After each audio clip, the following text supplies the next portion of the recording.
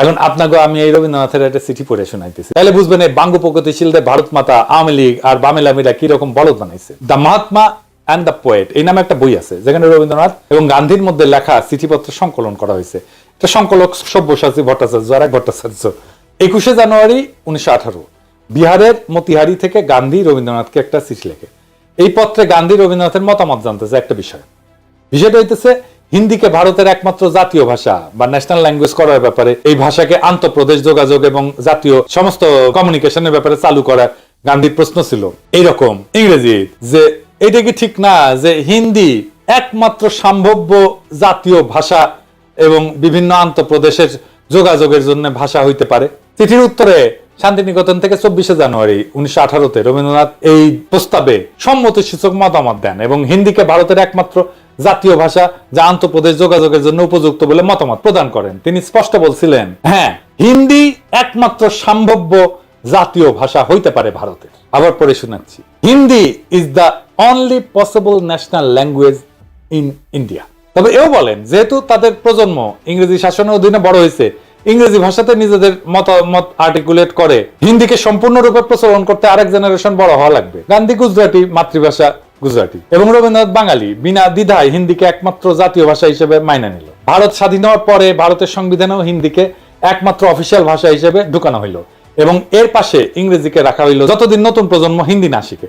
যে বাঙ্গ প্রগতিশীলরা এত রবীন্দ্রনাথ বই করলে পাগল হইয়া যায়, কাজ হয়ে পড়ে যায়, সে রবীন্দ্রনাথ নিজেই তো তার দেশ ভারতে হিন্দিকে সর্বভারতীয় ভাষা হিসেবে প্রমোট করছে। এখানে বাঙ্গ প্রগতিশীলদের আইকন রবীন্দ্রনাথ তাহাউকে করে নাই যে সে তার মাতৃভাষা ভুলা যাবে। পশ্চিম বাংলার কোন কবি সাহিত্যিক তো এটা একটা টু শব্দ করে নাই, যেহেতু রবীন্দ্রনাথ কইছে ঠিকই কইছে। আর জিন্না একই কথা কইয়া ভিলেন হইয়া গেল বাঙ্গ প্রগতিশীলদের কাছে। এটা কত বড় সামার বাটপারের বাটপার দেখেছেন। ভারতের কেন্দ্রে, সচিবালয়, আদালতে, আর্মিতে সব জায়গায় অফিসিয়াল ভাষা হচ্ছে হিন্দি বা ইংলিশ।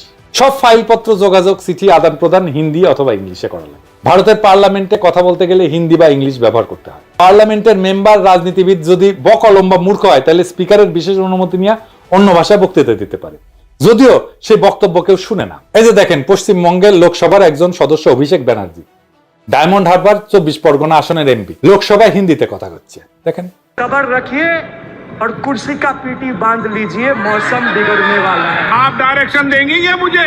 पश्चिम बंगाल के चीफ मिनिस्टर ममता बनर्जी सदन के सदस्य है नहीं है, तो उन्होंने क्यों टिप्पणी किया? বাঙ্গু প্রগতিশীলরা তো ভারত মাতা শুইয়া কায়েত, এরা কিন্তু ভারত মাতার বিরুদ্ধে একটা টু শব্দ করবে না। আপনাদের কি আসলে বিশ্বাস হয় যেই সব 7 জন্মের জাউরাজ, আওয়ামী লীগ, সিপিবি, বামপন্থী বুদ্ধিজীবী সাহিত্যিক যেমন শাহরিয়ার কবির, কমিউনিস্ট মুনির চৌধুরী, যারা ভাষা আন্দোলন নিয়ে লাফাইছে, তারা কি এইটার জবাব দিতে পারবে যে যদি 47-এর দেশভাগ না হইয়া আমরা যদি অখণ্ড ভারতের অংশ হইতাম তাহলে কেন্দ্রে অফিসিয়াল ভাষা কি হইতো? হিন্দি হইতো তো, তাই না? তো তারা কি হিন্দি ব্যবহারের বিরুদ্ধে একটা টু শব্দ করতো? তারা তো তাদের গুরুদেব রবীন্দ্রনাথের আদেশ দেখে কাইট হয়ে পড়ে যেত। আসলে ওদের সবসময় উদ্দেশ্য ছিল ভারত মাতার এজেন্ডা বাস্তবায়ন করা। আমাদের আগের 2টা এপিসোডে দেখাইছি, এপিসোডের মাধ্যমে সেটা আবার স্বতঃসিদ্ধভাবে প্রমাণ করলাম আপনাদের সামনে আরেকবার। এরা সব সময় এই ভূখণ্ডের মুসলমানদেরকে দুর্বল করে রাখতে চাইছে, এখনো সেটার জন্য আপ্রাণ চেষ্টা করে যাচ্ছে।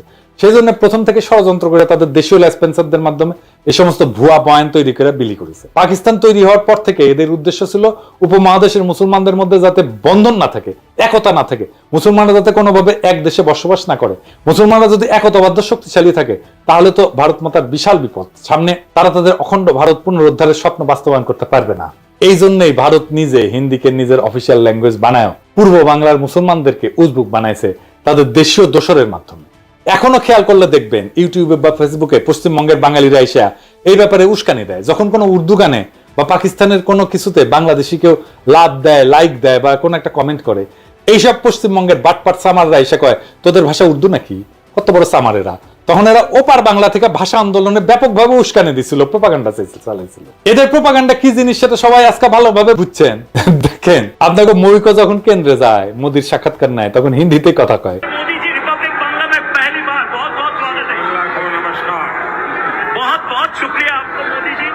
मोदी जी, ये जो पूरा जो माहौल है, हजारों में लोग यहाँ पे आए हैं, क्या कुछ नहीं हुआ? ये प्रोग्राम को बंद करने के लिए लोगों को रोका गया, 144, 144 इशू किया गया, बहुत सारे जगहों पे रोक नहीं पाए।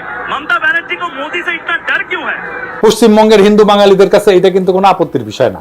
কিন্তু মুসলমানরা উর্দু কইলে তাদের হোগা জ্বলে যায়, তাদের হোগায় আগুন জ্বলে ওঠে দাউ দাউ করে। এইবার আসি ষড়যন্ত্রের অন্তিম পর্যায়ে। 52 সালের 21শে ফেব্রুয়ারির ঘটনা। 21শে ফেব্রুয়ারি নিয়ে যেই বয়ান প্রচলিত তাতে বলা হয় পাকিস্তানি পুলিশ হঠাৎ কইরা বলা নাই কওয়া নাই নিরীহ ছাত্রদের মিছিলে গুলি বর্ষণ করে, যেখানে তারা রাষ্ট্রভাষা বাংলা চাই স্লোগান দিতে দিতে শান্তিপূর্ণ মিছিল করতেছিল। এর ফলে হতাহত হয় বেশ কিছু ছাত্র জনতা, কিন্তু বাস্তবতা ছিল সম্পূর্ণ বিপরীত। প্রথম পয়েন্ট হচ্ছে গুলি চালাইছিল প্রাদেশিক সরকার, কেন্দ্রীয় সরকার না। পুলিশ ছিল প্রাদেশিক সরকারের অধীনে এবং পূর্ব বাংলা পুলিশে বাঙালিরাই চাকরি করত। প্রাদেশিক সরকারও সম্পূর্ণভাবে বাঙালি ছিল। মুখ্যমন্ত্রী ছিল ময়মনসিংহের নুরুল আমিন, মন্ত্রিসভা ক্যাবিনেট ছিল 100% বাঙালি। দ্বিতীয় গুরুত্বপূর্ণ পয়েন্ট হইতেছে পুলিশ লাফায় এসে ছাত্রদের উপরে গুলি চালায় না। আওয়ামী লীগ এবং কমিউনিস্ট পার্টির ছাত্র সংগঠন অনেক উস্কানি দিয়াও কোনো পাল্টা সাড়া না পেয়ে একটা সিন ক্রিয়েট করার জন্য প্রাদেশিক আইনসভার দিকে হামলা করতে যায়। তখন প্রাদেশিক আইনসভা ছিল এখন যেটা বাংলা একাডেমি, ওইটা। সেদিন প্রাদেশিক আইনসভার সদস্যদের একটা মিটিং এর ডেট ছিল। সেখানে আওয়ামী বামেরা প্রাদেশিক আইনসভার সদস্যদেরকে আইনসভায় যোগ দিতে বাধা প্রদান করে শারীরিকভাবে, তাদের গাড়ি পর্যন্ত আটকায়। পুলিশ এসে তাদেরকে সরাই দিতে চায়, রাস্তা ক্লিয়ার করে দিতে চায়। তখন লীগের আর কমিউনিস্টদের ছাত্রকারা পুলিশের উপরে চড়াও হয়, পুলিশ লাঠিচার্জ করে। লীগের গুন্ডারা এরপরে পুলিশের দিকে ঢিল ইট পাটকেল ছড়া শুরু করে এবং পুলিশেরা আহত হয়। তো এই সমস্ত বামেরা কি ধরনের হয় দেখেছেন তো, পুলিশদেরকে কিভাবে আক্রমণ করে এবং তারপরে বলে আমাকে আক্রমণ করছেন কেন, দেখেন না? এই যে দেখেন, এই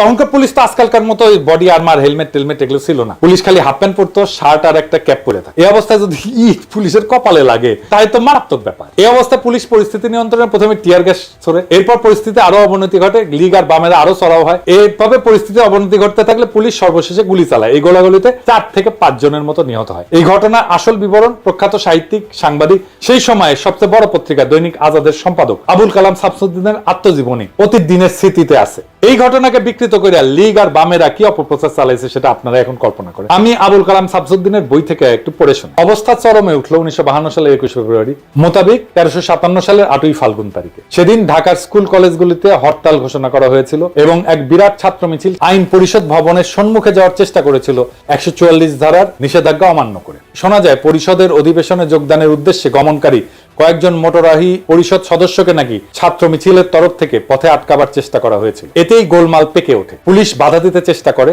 ছাত্র মিছিলের উপরে পুলিশ নাকি লাঠিচার্জ করে এবং কিছু সংখ্যক বিক্ষোভকারীকে গ্রেপ্তারও করা হয়। ফলে উত্তেজনা আরো বৃদ্ধি পায় এবং জনতার পক্ষ থেকে নাকি পুলিশের উদ্দেশ্যে ঢিল ইত্যাদি ছোড়া হয়। ক্রমে অবস্থা একরূপ আয়ত্তের বাইরে চলে যায়। পুলিশ প্রথমে কাঁদুনে গ্যাস এবং পরে বেপরোয়া গুলি বর্ষণ শুরু করে। ফলে জনতার বেশ কিছু সংখ্যক লোক হতাহত হয়। হতাহতের সংখ্যা কি ছিল এবং তাদের মধ্যে ছাত্রই বা কতজন ছিল সে সম্পর্কে নানা ধরনের কথা শোনা গিয়েছিল।